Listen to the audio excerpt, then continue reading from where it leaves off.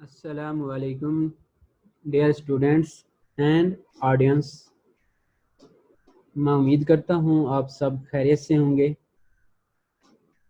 Okay students and audience, जैसे कि आपको मालूम है हमने एस ब्लॉक एलिमेंट को स्टार्ट किया हुआ था। तो उसमें एक कल हम जो ना अपने लास्ट लेक्चर में एक केमिकल फार्मूला पढ़ा था जिप्सम का। हमने कहा था इसको हमने डिस्कस करना है।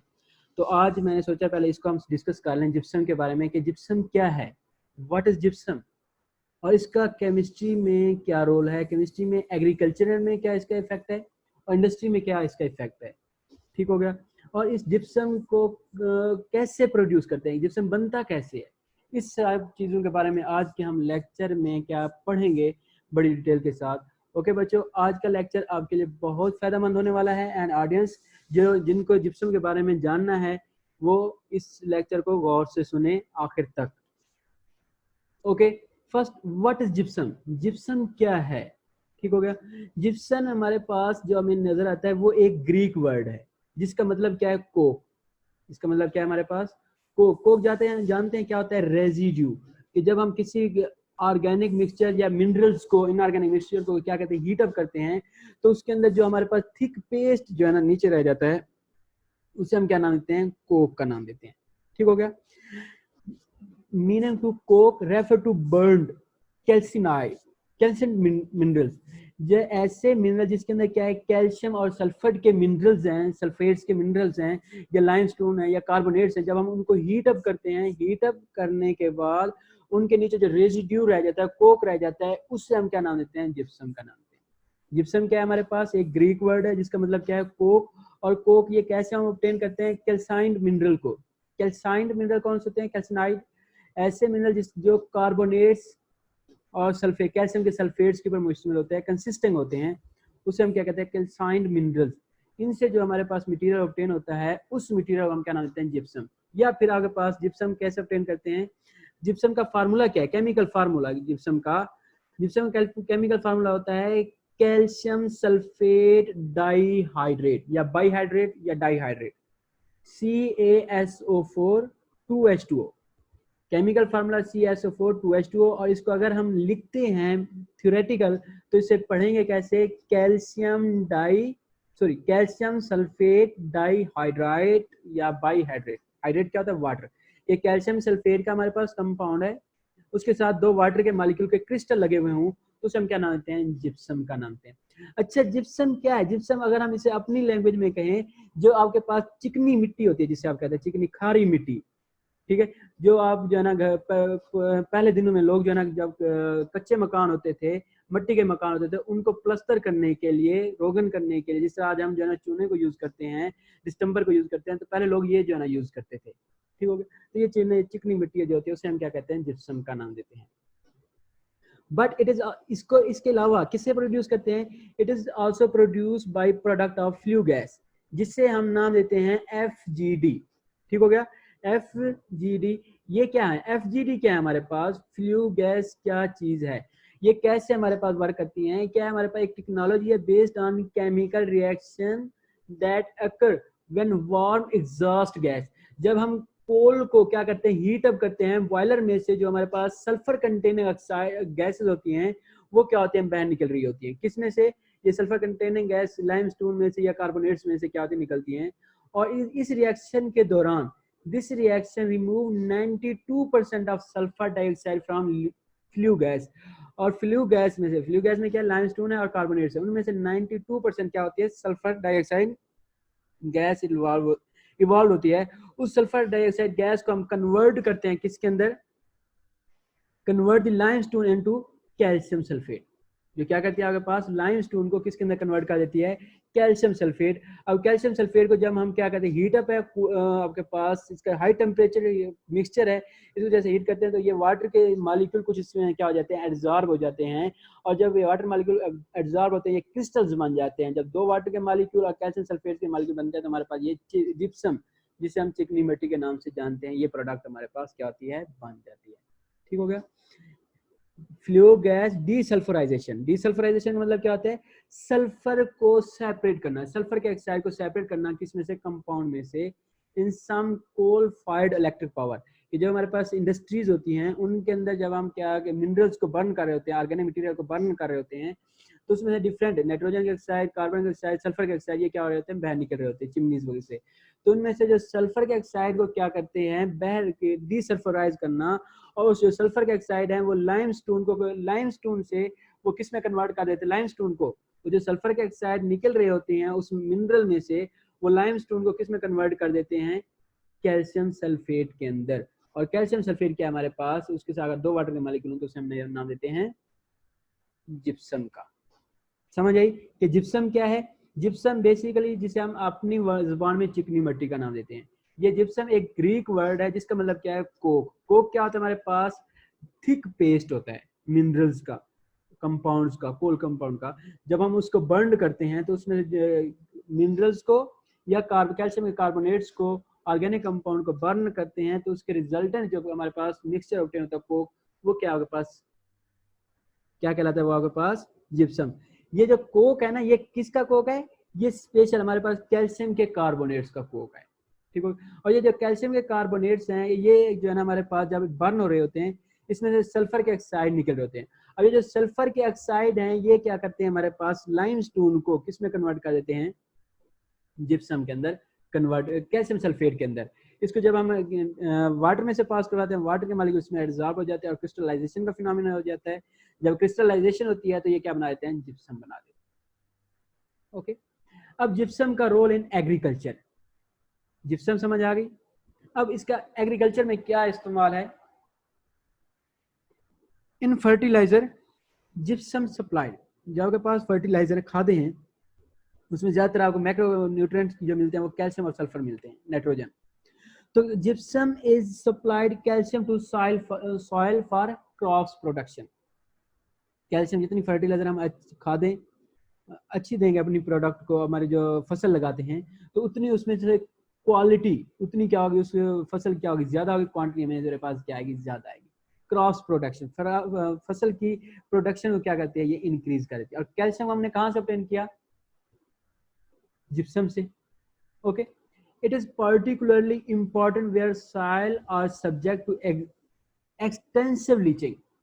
ठीक है, जहां पे ज्यादा लीचिंग का फिनोमिना होता है। लीचिंग का मतलब क्या होता है कि प्रोडक्ट का, मिनरल्स का ग्राउंड हो जाना, पानी का ग्राउंड हो जाना। जैसे हमारे पास क्या है कि जहाँ पे आपके पास पानी, जैसे बारिश होती है जब, तो आपके पास बारिश का पानी क्या होता है, मिट्टी के अंदर चला जाता है, लीच हो जाता है। और वो क्या है कि अगर उस पानी के अंदर हमारे पास कैल्शियम है तो कैल्शियम क्या आएगी, डाउनवर्ड चली जाएगी।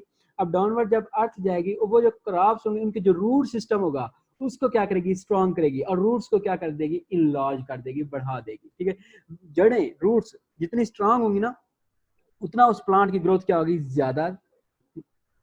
ज्यादा होगी और स्ट्रांग होगी। ठीक हो गया। Sulphur is also an important element for plant growth, plant की ग्रोथ के लिए, क्योंकि जैसे सल्फर भी और कैल्शियम भी। Sulphur is an important constituent of protein.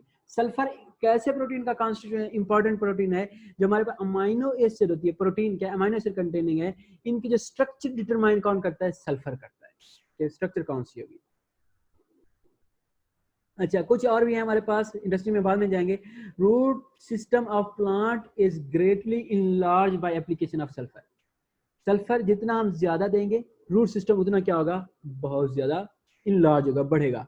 Calcium क्या करेगी, रूट सिस्टम को स्ट्रॉन्ग करेगी, और ये सल्फर रूट सिस्टम क्या कर देती है, बढ़ा देती है, इंक्रीज करती है।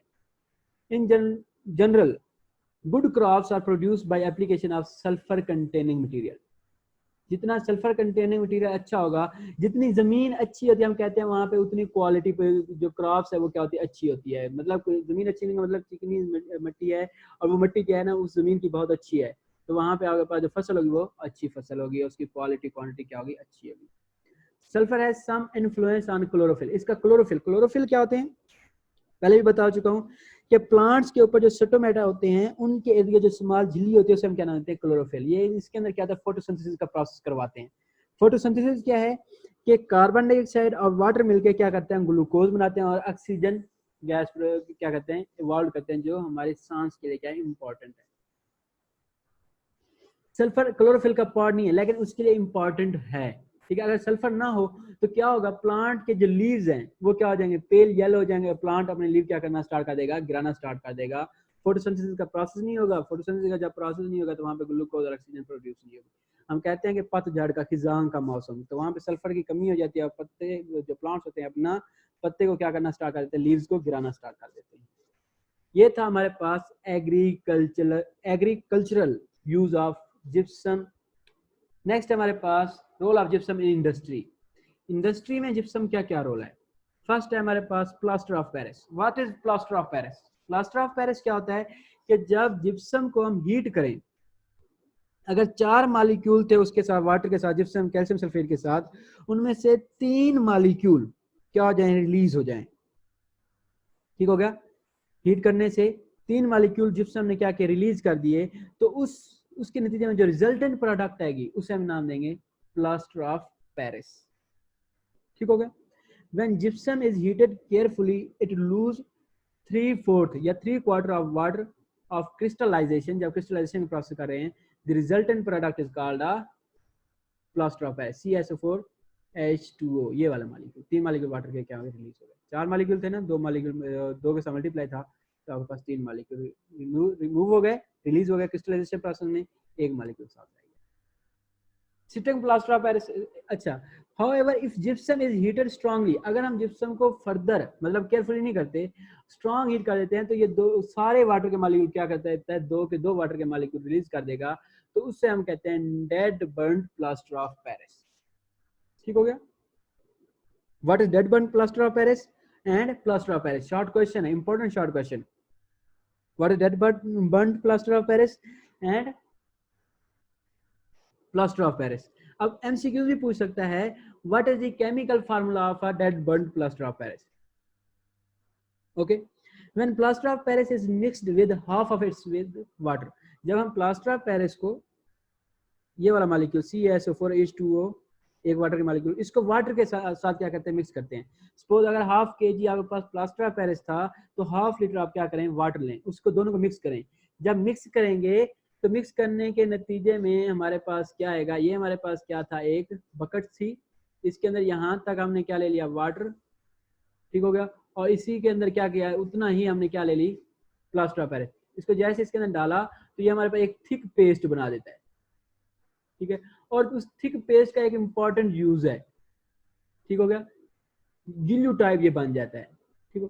तो ये हमारे पास इफ ये जो प्रोसेस है, ये जब मिक्स करेंगे, मिक्स करने के बाद ये प्रोसेस कंप्लीट होगा 10 से 15 मिनट में, और ये आपके पास एक प्लास्टर ऑफ पेरिस आपके पास गिल्यू टाइप बन जाता है, जिसे हम किसके लिए यूज करते हैं, यूज हम देखते हैं। It form plastic type viscous mass which then set to a hard porous mass. ठीक होगा। तो ये जैसे इसको रखेंगे तो हमारे पास ये पोरस मैश, वो आपके पास देखा होगा कि जब बाजू वगैरह टूट जाता है तो उसके ऊपर प्लास्टर ऑफ पेरिस कर देते हैं, वो आपके पास व्हाइट किस्म का प्लस्तर चढ़ा देते हैं। ठीक हो गया। तो ये वो चीज़ बन जाती है आपके पास, इंपॉर्टेंट आपके पास केमिकल है, आपके जो बोन्स बैंडेज होती हैं उसके अंदर ये हेल्पफुल होता है। Okay, during this process solid mass expand 1%। जब ये प्रोसेस कर रहे होते हैं तो इसका वॉल्यूम जो होता है वो 1% इंक्रीज हो जाता है। अगर पहले वॉल्यूम 100 सेंटीमीटर क्यूब था, जब ये सोल्यूशन बन जाएगा तो वॉल्यूम क्या होगा, 101। ओके। और ये क्या, इसका शार्प इंप्रेशन है, इसका जो ना ये तेजी से वार करता है, इसका जो इफेक्ट है वो बहुत जल्द आता है। इसको यूज किसके लिए करते हैं, यूज क्या है आगे हम देखते हैं। इसका मेन जो यूज है वो सर्जरी में। It bandage are use to keep the fractured bone. जब हमारा बाजू या कहीं पे जो कोई चोट आती है वो टूट जाता है, तो वहां पे हम ये क्या करते हैं, प्लास्टर ऑफ पेरिस को मिक्सचर बनाते हैं, और उस प्लास्टर ऑफ पेरिस का मिक्सचर बना बाजू पे लगा देते हैं। और वो क्या होता है, बाजू को थोड़ा हीटअप करता है और जो बूंद जहाँ से फ्रैक्चर हुई होती है उसको दोबारा अपनी जगह पे लगा देता है। उसके अलावा कैस्ट ऑफ स्टैचू, ये जो आपके पास मुजस्मा साजी होती है उसके लिए, और कॉइन्स हो गए आपके पास, सिक्के वगैरह बनाने के लिए, धाते बनाने के लिए भी इसको यूज करते हैं। और इसके अलावा इसको हम यूज करते हैं प्लास्टर वॉल के लिए भी हम इसको क्या करते हैं, यूज करते हैं। ओके स्टूडेंट, आज का ये जो हमारे पास था सिटम प्लास्टर ऑफ पेरिस इंडस्ट्री में यूज। उसके बाद क्या है, स्पेशल प्लास्टर ऑफ पेरिस क्या होता है, स्पेशल प्लास्टर ऑफ पेरिस ये बनता है हमारे पास स्पेशल खास किस्म, इसके अंदर हम खास किस्म के इंग्रेडिएंट्स डालते हैं, ठीक है। और इसमें हमारे पास स्पेशल प्लास्टर ऑफ पेरिस दो तरह के हमारे पास, एक है सिमिलर प्लास्टर ऑफ पेरिस और दूसरा hard finish plaster of Paris. Similar plaster of Paris क्या होता है? It is plaster of Paris in which glue और अदर एल, गिल्यू या दूसरे एल इसके अंदर जब ऐड करेंगे तो हमारे पास जो प्लास्टर बनेगा वो क्या होगा? Cement plaster of Paris. These act as a retarder and increase the setting time. ये क्या करता है हमारे पास? रिटार्डर के तौर पर मुज़ाहमत प्रोड्यूस करता है, और प्लास्टर ऑफ पेरिस का सिटिंग टाइम मतलब जल्द वो सॉलिड फॉर्म में जाने के से उसे क्या करता है? रोकता है प्लास्टर ऑफ पेरिस को। Okay. Hard finish plaster of Paris क्या होता है? It is produced by calcination of anhydrous sulphate with alum या बोराक्स।